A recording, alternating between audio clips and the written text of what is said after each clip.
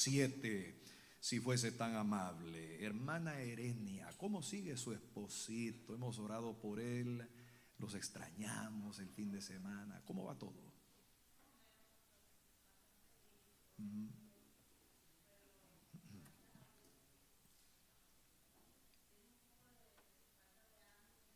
Sí, ok.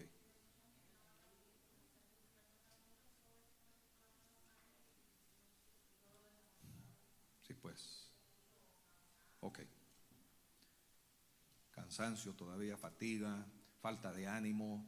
Ore por el hermano Eduardo, mándele un mensajito ahí de vez en cuando, hermano, una llamadita, pégale una visitadita por allá si quiere. Él siempre recibe a la gente con mucho, mucho gozo ahí en su casa, ¿verdad que sí? Primera de Reyes, capítulo número 17. ¿Lo tiene conmigo, hermano querido? Oh, ok, vamos a darle un chancecito más, ok. ¿Lo tiene? Primera de Reyes, capítulo número 17. Cada miércoles, durante las pasadas 3 semanas, 4 si involucramos también, incluimos la semana de misiones, hemos estado estudiando las vidas de 3 viudas. ¿Conoce usted alguna viuda? No las que quieran ser viudas, conste, ¿verdad? Viudas en sí, ¿ok? 3 viudas. La primera de ellas, si usted se acuerda muy bien, la encontramos en el libro de Ruth. Y esta viuda era una viuda que sufrió tremendas y grandes pérdidas en su vida, una tragedia tras otra, una crisis tras otra, y la guió a esta viuda a amargarse con Dios. Usted se acuerda que el libro de Ruth trata principalmente sobre esa personaje llamada Ruth. Pero Ruth tenía una suegra llamada Noemí. Y Noemí fue la que se vio afectada. En el libro de Ruth estudiamos esta viuda que sufrió la pérdida de su esposo, y poco tiempo después sufrió la pérdida de sus únicos 2 hijos varones. Enterró a su esposo, tuvo que enterrar a sus 2 hijos varones y se encontraba prácticamente fuera de la voluntad de Dios, porque no estaba en la casa de provisión o en la casa de pan, que era la ciudad de Belén, de donde ella era. Se encontraba en una tierra pagana y lejana. Hace y toma la decisión de volver hacia Belén, porque escucha de que Dios había visitado a Belén con mucho pan, y ella regresa y encontramos que ahí Dios le provee lo que ella necesitaba, que era un redentor pariente. Entra un hombre al escenario llamado Booz, el que eventualmente se casa con Ruth, la redime a Ruth y le da provisión y un futuro precioso y espléndido, y ella termina viviendo sus días con la bendición de Dios. Tremendo ejemplo de una viuda que tuvo que atravesar una amargura profunda, pero logró conseguir la victoria, y en vez de culpar a Dios, bendijo su santo nombre. Luego estudiamos la vida de otra viuda. Si usted se acuerda, esta viuda se encuentra en Segunda de Reyes, capítulo número 4. Eliseo era el varón de Dios en ese entonces, el que luego tomó los zapatos y la posición y la autoridad de Elías. Y Eliseo se encuentra con una viuda que se le acerca a él, esposa de uno de los varones de los hijos de los profetas. Y ella viene delante de Eliseo y le explica su situación. Le dice: oye, pero tú sabes que mi esposo acaba de morir y era uno de los hijos de los profetas. Y le plantea el escenario desesperante de que su esposo la había dejado con una gran deuda para llevarse preso como esclavos a los únicos 2 hijos que ella tenía. Y entonces viene ella, le dice: ayúdame, ¿qué hago? Dime, ¿qué debo de hacer? Y nos llama mucho la atención esa historia, porque estudiamos usted y yo en esa ocasión que Eliseo, en vez de sacar su billetera y en vez de sacar su bolsa y darle dinero o ayudarla monetariamente, le dice y le pregunta lo siguiente: dime, ¿qué tienes en tu casa? Y en vez de ayudarla, le da instrucciones, porque Dios bendice a la gente trabajadora. Dios bendice a la gente esforzada. Qué fácil hubiera sido para el varón de Dios ayudarla monetariamente, que tenía y contaba con riquezas. No, él quería enseñarle a la viuda una lección. Y la lección es que si ella tan solo obedecía las instrucciones dadas por Dios, Dios iba a proveer. Y entonces él le dice: ¿qué tienes en tu casa? Y ella le dice: una vasija de aceite.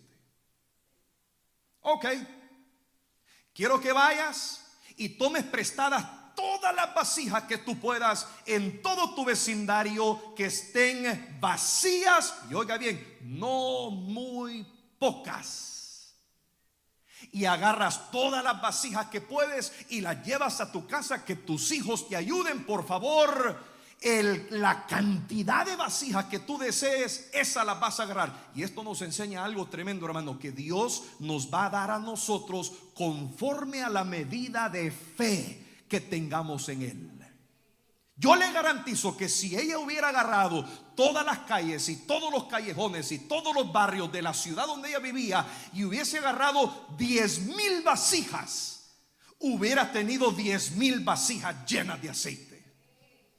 No sabemos cuántas ellas logró agarrar, pero dice la Biblia que agarró unas cuantas de sus vecinas prestadas, las llevó a casa. La Biblia dice que el varón de Dios le dijo: enciérrate en tu casa con tus hijos, porque queremos ver que los hijos de ella vean el gran poder de Dios. Nuestros hijos necesitan ver a Dios obrar a nuestro favor cuando estamos en necesidad.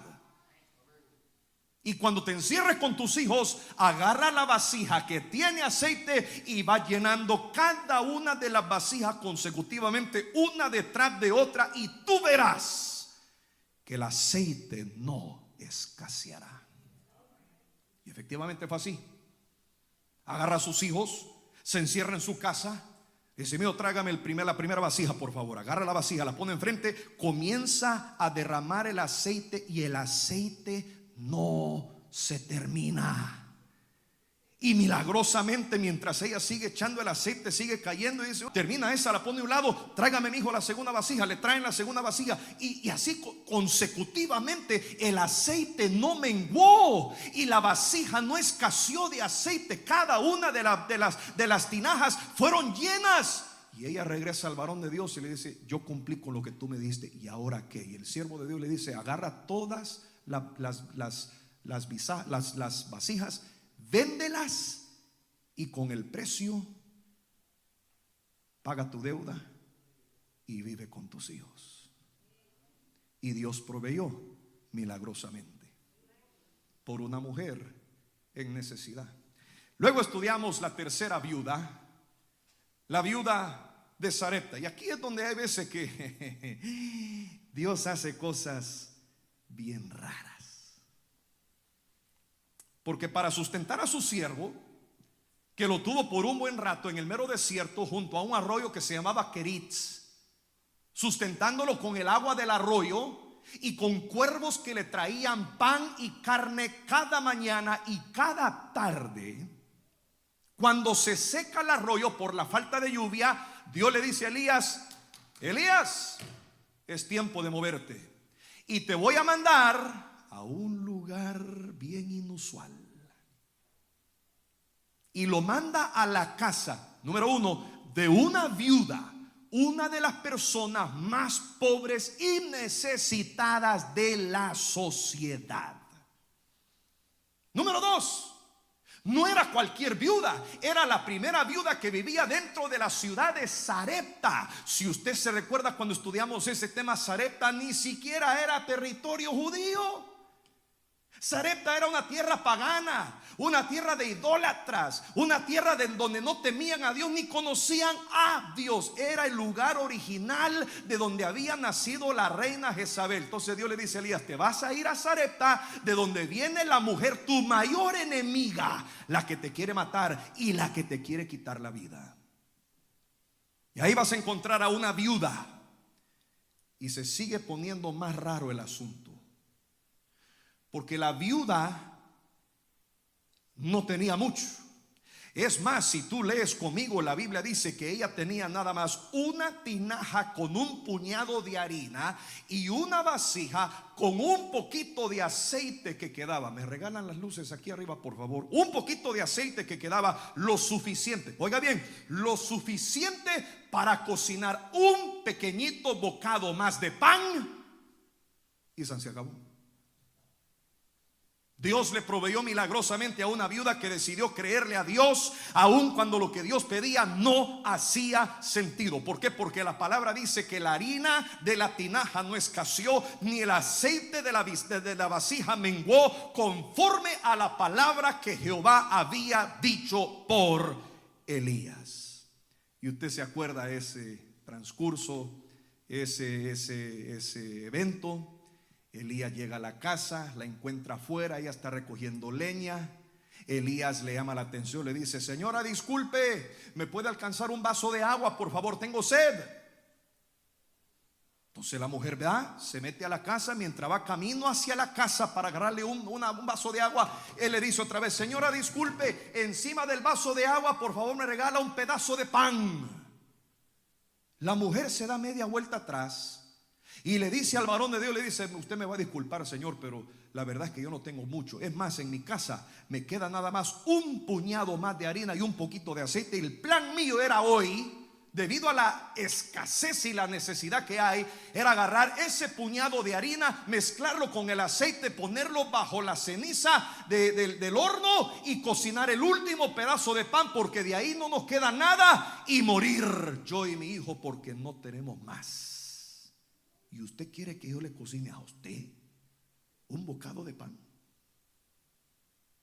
Y el siervo le dice: ve y cocíname a mí primero el bocado de pan, y tú verás que el aceite no va a escasear y la harina no va a menguar dentro de la tinaja. Y ella cumplió.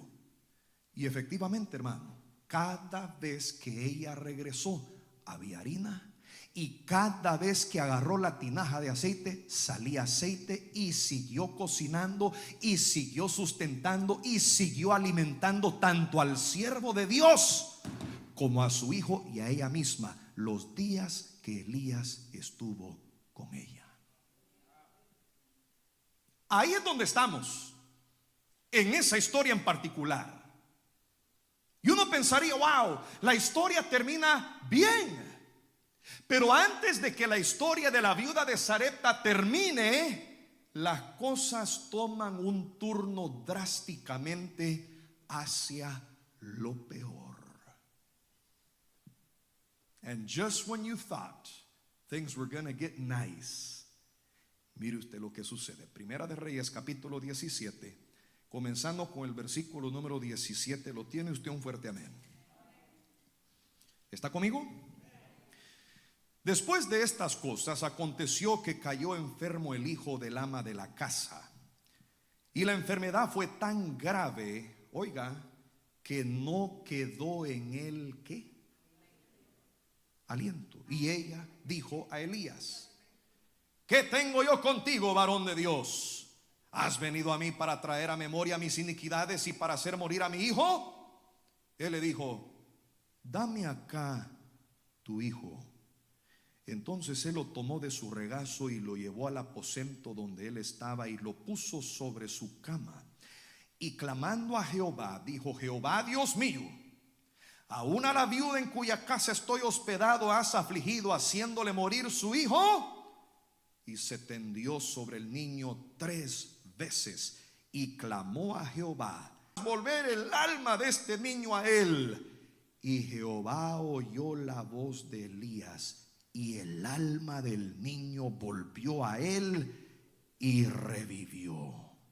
Tomando luego Elías al niño, lo trajo del aposento a la casa y lo dio a su madre, y le dijo Elías: mira, tu hijo vive. Entonces la mujer dijo a Elías: ahora conozco que tú eres varón de Dios, y que la palabra de Jehová es verdad en tu boca. Bendice, oh Dios, esta breve meditación. Háblanos, por favor, en el nombre de Jesús. Amén y amén. No hay lugar a duda que Dios probó la fe de esta viuda en áreas muy grandes de su vida. Primero, Dios le dijo: dame los recursos que tienes, aunque no sean muchos, quiero que tú me los rindas a mí. A la viuda le dijo a través del profeta, el varón de Dios, le dijo: yo sé que no tienes mucho, yo sé que te queda poca harina, yo sé que te queda poco aceite, pero lo poco que tienes, yo quiero que tú me lo rindas a mí completamente, porque yo sí tengo el poder para multiplicarlo y hacer que abunde y no escasee lo poco que tú tienes. Viuda con los recursos, que no eran muchos que ella tenía. Ahora el Señor prueba algo mucho más valioso, mucho más grande y de mucho más valor para esta viuda.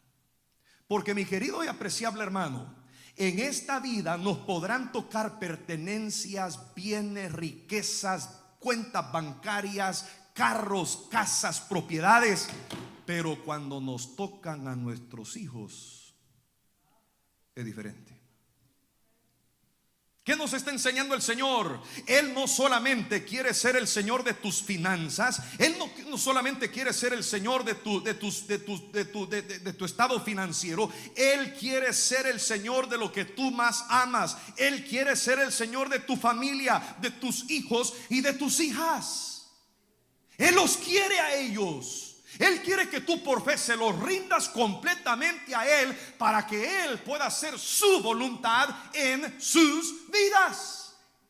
La Biblia nos dice que por alguna razón desconocida el hijo de la viuda se enfermó, y se enfermó gravemente, porque el texto dice: y la enfermedad fue tan grave que no quedó en él aliento. En términos más comunes, se murió. Y ahora la viuda pudiera haber ido donde Elías y en una actitud de fe decirle: varón de Dios, mi hijo ha muerto, tú me has ayudado en el pasado, porque el Dios tuyo hace milagros y el Dios tuyo sana los días. Ayúdame, por favor, haz algo por mí. Si puedes ayudar a mi hijo, por favor. Ha muerto, no tiene vida. Aquí estoy sosteniendo su cadáver, ya no hay vida en él. Pero no, ¿qué hizo la mujer? Se enojó. Y el versículo 18, mire lo que le contesta. Dice: ¿qué tengo yo contigo, varón de Dios? No solo se enoja contra Elías, sino que para traer memoria a mis iniquidades y para hacer morir a mi hijo. Aquí hay una serie de problemas graves, hermano, por una persona que no sabe cómo responder adecuadamente y con fe a las dificultades y a los problemas que le vienen a la vida. ¿Cómo vas a reaccionar tú en tu vida cuando Dios hace cosas que no tienen sentido? Y encima, ¿cómo vas a reaccionar tú?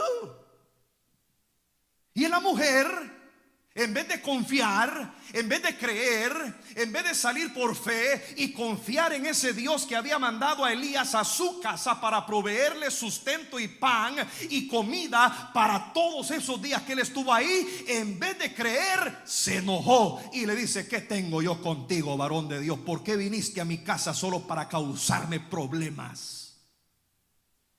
Y entonces yo le digo a usted, cuando usted se enfrenta en situaciones donde Dios hace cosas que no tienen sentido, no se enoje. Cuando Dios hace algo que no tiene sentido y te quita algo precioso, algo valioso, algo de gran valor, ¿dónde está la lógica en enojarte con Él?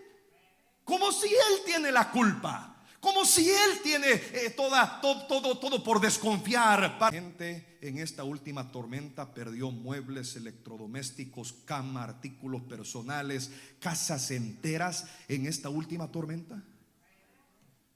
¿Tú has visto los escenarios a través de los noticieros de todas estas áreas completamente devastadas por la cantidad de lluvia y de agua del mar que entró a niveles que nadie jamás ha visto en el pasado reciente aquí en esta área? Todas esas áreas, Gulfport, áreas de St. Pete, Bradenton, abajo hasta Venice, por aquí arriba Clearwater Beach está completamente todavía inaccesible. Gente que literalmente lo han perdido todo en una noche. Anoche literalmente se me rompió el corazón. El noticiero de las 11 de la noche de una familia que hace pocos años atrás habían decidido comprar una casa a unas cuantas cuadras de Clearwater Beach. No son del área, pero el hombre compró una casita decente, no lujosa, no grande, una casita decente para él y su mujer y los 2 perritos que tienen. Por años nada había pasado. Tormentas se habían rozado por acá, nada parecido a lo que ellos vieron este fin de semana pasado. Cuando comenzó a darse las noticias de que el huracán se iba a avecinar y a lo mejor iba a causar algún tipo de daño aquí en esta área, él habló con su mujer. La mujer le dijo: mira, yo me voy. Parece que la suegra vivía ahí con ellos también. Agarró a su mamá y se fueron a otro lado, por allá por Orlando, Daytona Beach o algo así. Él le dijo a su mujer: pues tú te vas, yo me quedo aquí porque quiero estar aquí, al menos que algo malo pase. Y anoche cuando lo entrevistaron, le dijo al reportero, le dijo: fue la decisión más bruta que yo he cometido en toda mi vida. Ya no vuelvo a cometer este error.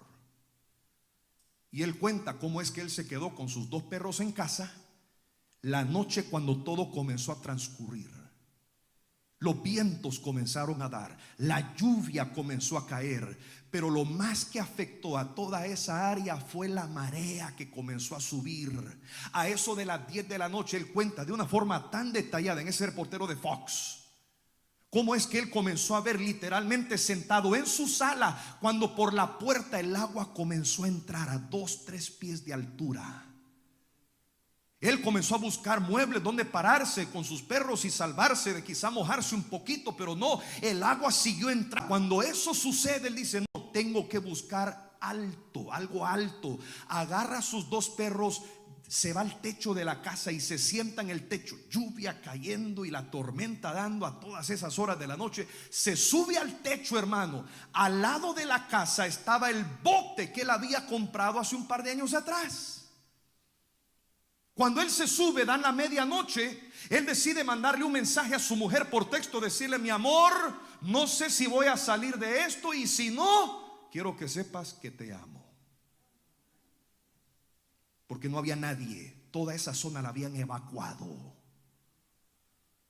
Y él nos explica cómo es que a la 1 de la mañana el nivel del agua llegó a subir tan alto que el bote que él tenía a la par, de una forma desconocida, comenzó a flotar. Y comenzó a flotar hasta que el bote mismo se arrimó a la orilla de la casa. Tanto así, dice él, que cuando vio el bote, agarró sus 2 perros y literalmente del techo hizo así. Y entró al bote y se sentó en el bote. Y ahí estuvieron por 4 horas hasta que vinieron a rescatarlos al fin.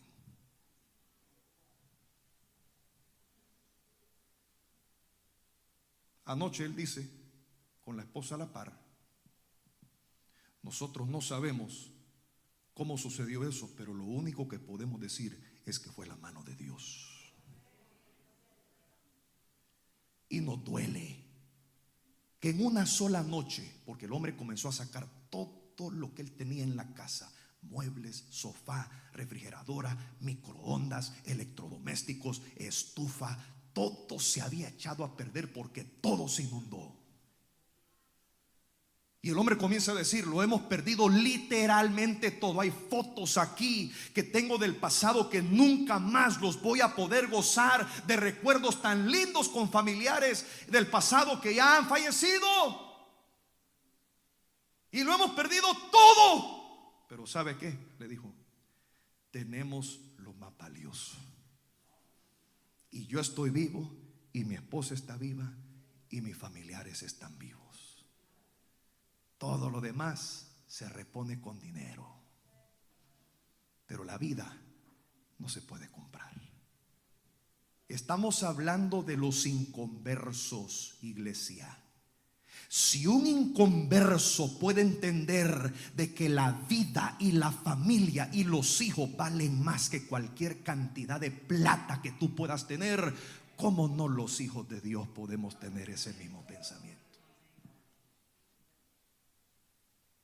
Lo más triste aún es que algunos se enojan con Dios y lo culpan, así como lo hizo la viuda. Tú hiciste morir a mi hijo, tú tienes la culpa, y culpan a Dios y se van de la iglesia. Allá afuera en el mundo, hermano, hay un montón de gente que se enojaron con Dios y dejaron de creer en Él porque les pasó algo malo, porque les vino una tragedia, porque atravesaron una crisis, y en vez de tener fe de que Dios estaba en control, se enojaron con Dios, le echaron la culpa y se fueron. ¿Y sabes qué es lo más interesante? El hijo se hubiera muerto de hambre hace rato ya, porque él fue varón de Dios que vino y le dio de comer. No, pero como nos gusta enojarnos cuando las cosas no nos van bien, y nos gusta enfadarnos con Dios y hasta amargarnos con Dios, y porque Dios tiene la culpa. No te enojes cuando Dios hace, porque pecaste. Me llama la atención una frase del versículo 18. Nótelo conmigo, por favor, si es posible. Primera de Reyes, capítulo 17 y el versículo número 18. ¿Lo tiene usted? Dice: y ella dijo a Elías: ¿qué tengo yo contigo, varón de Dios? Pregunta: ¿has venido a mí para traer a memoria mis qué? ¿Mis iniquidades?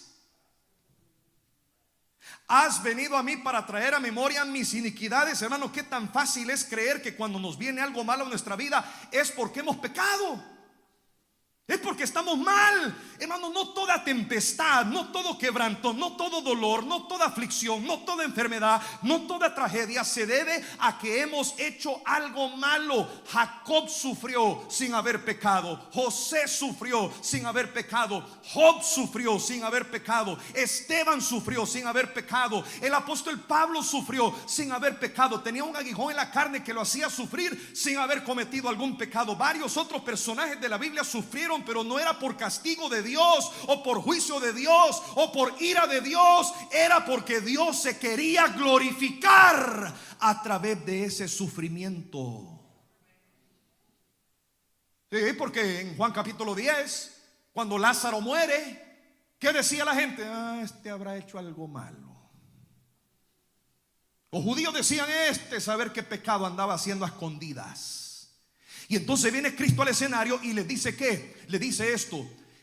Oyéndolo, Jesús dijo: esta enfermedad no es para muerte, sino para la gloria de Dios, para que el Hijo de Dios sea glorificado por ella. ¿Por qué no vamos a entender, hermano, que hay problemas que no vienen simplemente por... Y en Juan capítulo 9, pocos días antes del asunto de Lázaro, a Cristo los discípulos le traen a él un hombre que la Biblia dice había sido ciego de nacimiento, y lo traen delante de Jesús y le hacen una pregunta, una de las preguntas más bobas que yo encuentro en toda la Biblia. Dicen: Rabí, aquí ¿quién pecó?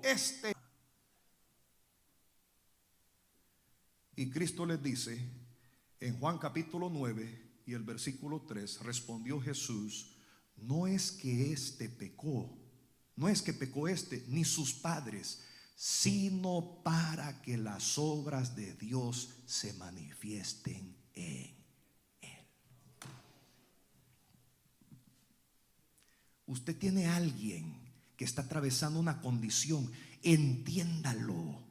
Está atravesando lo que está atravesando para que las obras de Dios se manifiesten en él.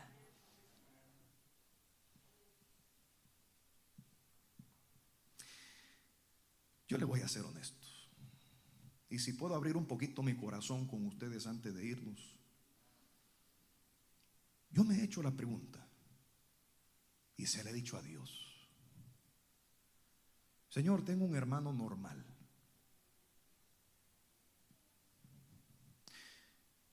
pero ¿por qué mi hermana no es normal? Joanita cumplió este año 32 años. A esa edad ya es para que ella tuviese hijos, esposo, familia, casa. como muchos de ustedes tienen y disfrutan a sus hermanos, ir a pasar Navidades y Nochebuenas y días de acción de gracias.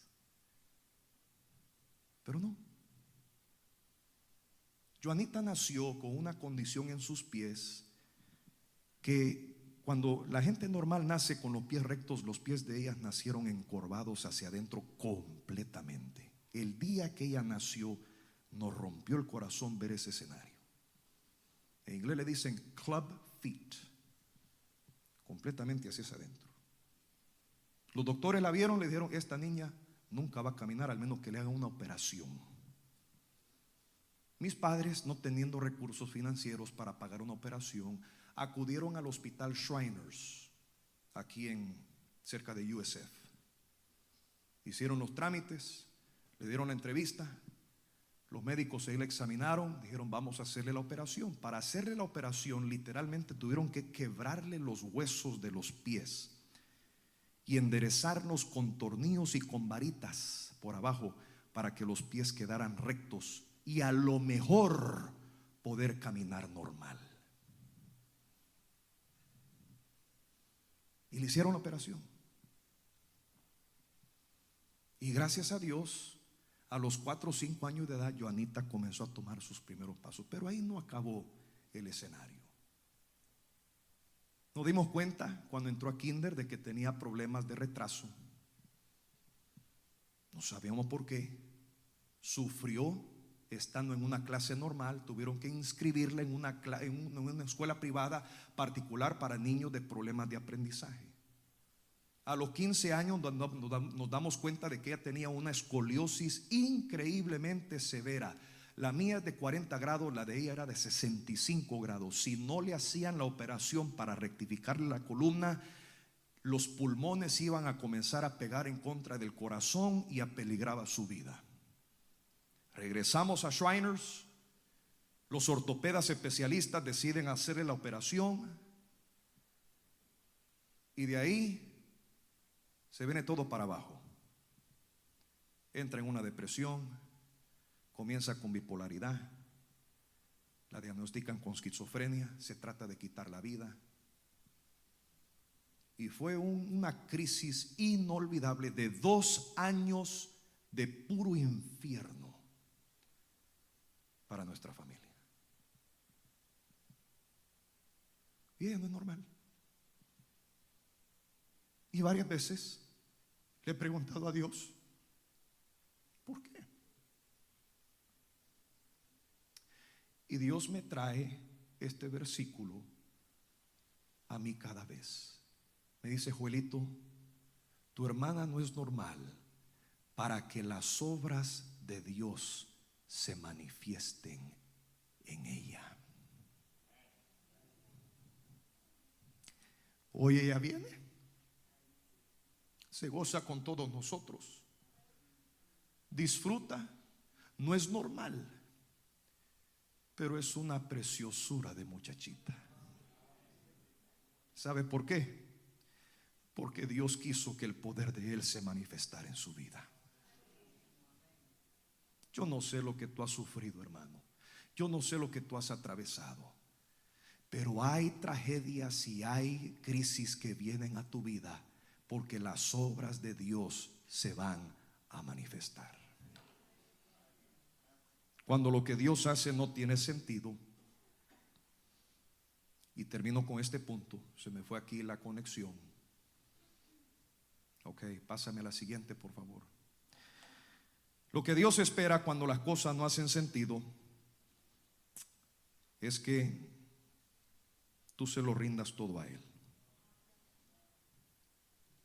Le pide por un vaso de agua, le pide por un pedazo de pan, y por último el siervo le dice: dame a tu hijo. Elías no le dijo a la viuda: dame a tu hijo porque lo voy a revivir. No, él solo le dijo: dame acá tu hijo. Ella no sabía lo que él iba a hacer con el cuerpo de ese muchacho. ¿Sabe por qué? Porque la fe no requiere explicaciones, la fe requiere obediencia.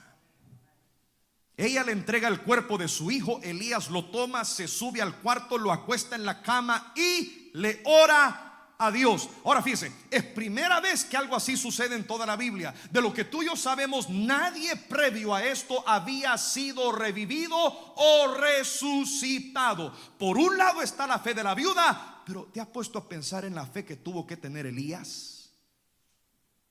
Él no pudo orar y decir: Señor, lo que hiciste por Moisés, hazlo por mí. Lo que hiciste por Abraham, hazlo por mí. Lo que hiciste por Josué, hazlo por mí. ¿Por qué? Nunca había pasado antes. Elías se lanza con una fe intensa de que Dios a lo mejor va a hacer revivir a este niño. Y Elías lo único que tenía era la confianza de que Dios podía hacer lo imposible.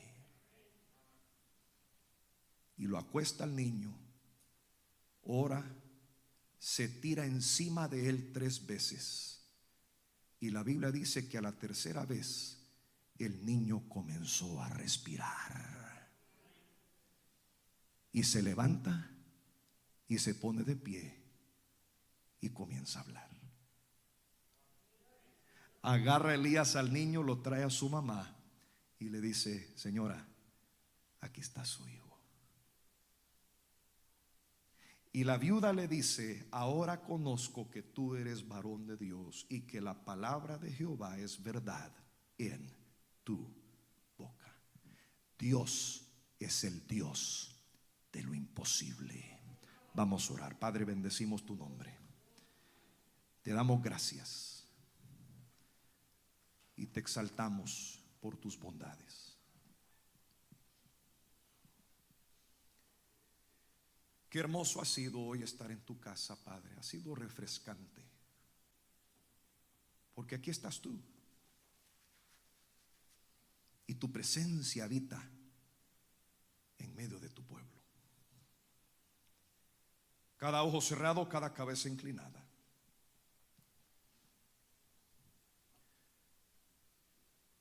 ¿Cuántos hoy aquí dirán: pastor, la verdad es que si yo muero hoy no estoy seguro de ir al cielo? Mi amigo, mi amiga, te pregunto honestamente, si la muerte hoy viene por ti, ¿tienes la certeza de ir a la gloria? ¿Puedes tú decir con toda seguridad y con toda franqueza que tú irías al cielo? Si no, yo quisiera orar hoy por ti. Quisiera explicarte a través de la Biblia cómo tú puedes ser salvo. La salvación es un regalo de Dios. Es algo completamente gratuito. No hay que trabajar por él, no hay que obrar por él. Cristo te quiere ofrecértelo a ti hoy. Y si tú tan solo lo recibes por fe, puede ser tuyo. Habrá alguien hoy dirá: pastor, ore por mí. Cuando yo muera, yo quiero ir al cielo. Cuando yo muera, no sé cuándo voy a morir, pero cuando yo muera, quiero ir al cielo con Cristo. Levante la mano ahí donde está. Nadie le va a penar, nadie le va a presionar. Solo quiero orar con usted y por usted. ¿Habrá alguien hoy? Ore por mi pastor. No tengo la certeza, no tengo la paz en mi corazón que si hoy muero, yo iría con Cristo. Levante la mano. Levante la mano. Gloria a Dios. Cristiano, hijo de Dios, ¿cómo está tu fe? ¿Crees tú en el Dios de lo imposible? ¿Has parado de creer en un Dios que todo lo puede? ¿Cuánto dirán: pastor, cuando atravieso dificultades, yo no me quiero enojar con Dios? Bendiga, Dios le bendiga, Dios le bendiga, Dios le bendiga, Dios le bendiga. Gloria a Dios. ¿Cuánto dirán: pastor, cada vez que atravieso un problema grande, no es porque he pecado, es porque Dios se quiere glorificar a través de mi dolor? Yo quiero seguir teniendo la fe de que a través de todo el proceso difícil que estoy atravesando, Él va a recibir la gloria. Levante la mano. Dios le bendiga, Dios le bendiga, Dios le bendiga, Dios le bendiga, Dios le bendiga. Gloria a Dios.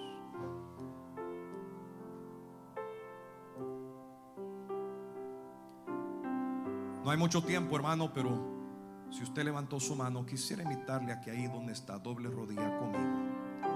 Vamos a terminar en oración. Vamos a pedirle al Dios del cielo que Él tenga misericordia. Dios le bendiga. Dios le bendiga. Dios le bendiga. Dios le bendiga.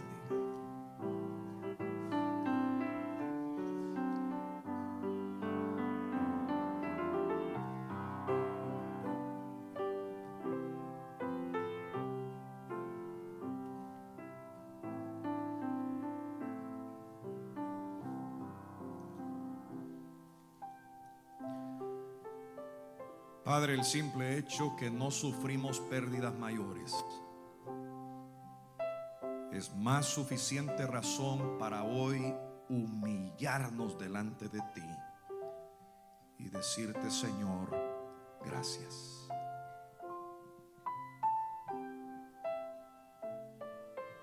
No hay forma como agradecerte, Padre. Porque mientras otros perdieron casas, hogares, botes, muebles, comestibles, recuerdos, adornos y muchos otros artículos preciosos más, nosotros solo perdimos la electricidad. Y te agradecemos por habernos protegido. Grande eres tú y grandes son tus obras. Y aunque nosotros fuésemos infieles, oh Dios, tú permaneces fiel. No merecemos el hecho de que no hayamos perdido nada, pero en tu gran bondad nos protegiste de todo peligro. Gracias. Padre, cuando vienen grandes pruebas y dificultades a la vida, cuando nuestra fe es probada, queremos confiar y no enojarnos. Queremos saber de que es el proceso tuyo donde tú quieres ser glorificado. Y lo único que nos corresponde es someternos a tu plan. Todo está en tus manos. Te agradecemos por tu bondad. En el nombre de Jesús. Amén y amén. Solo el poder de Dios, háblelo conmigo, declárelo por fe, puede cambiar tu ser. La prueba yo te doy, aquí está la prueba, Él me ha cambiado a mí. Diga, solo el poder de Dios puede cambiar. La prueba yo te doy, Él me ha cambiado a mí. No al, vamos, diga, nueva criatura soy. Fuerte, diga, nueva.